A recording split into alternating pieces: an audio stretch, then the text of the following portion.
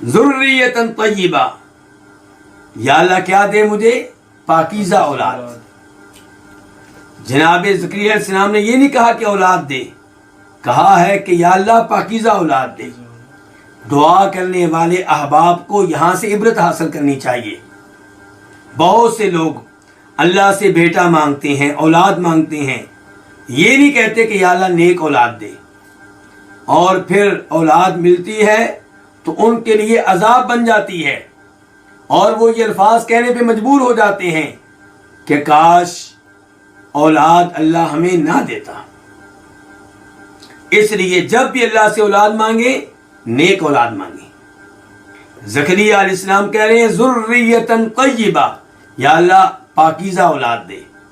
ابراہیم علیہ السلام کہہ رہے ہیں ربی حب لی من الصالحین، اے اللہ مجھے اولاد دینا کن میں سے؟ نیکوکاروں میں سے۔ اور اللہ تعالیٰ سورہ قاف میں فرماتے ہیں ربی اوزعنی ان اشکر نعمتک التی انعمت علی وعلی والدی وان اعمل صالحا ترضی واصلح لی فی ذریتی انی تبت الیک وانی من المسلمین، کہ اے اللہ میری اولاد کو نیک کر دے، اے اللہ میری اولاد کو ٹھیک کر دے، اے اللہ میری اولاد کو صالح بنا دے۔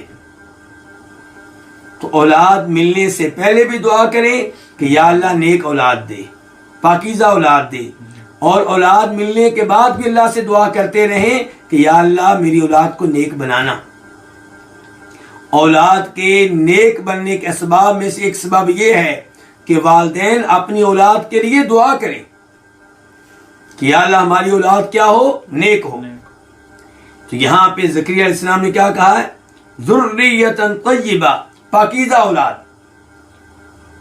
پاکیزہ دو اعتبار سے، جسمانی طور پہ بھی پاکیزہ، ایسی اولاد جو نجاست سے اپنے جسم کو پاک رکھنے والی ہو، اور دوسرے نمبر پہ کردار کے لحاظ سے بھی پاکیزہ اولاد، گناہوں سے دور رہنے والی، کفر و شرک سے دور رہنے والی۔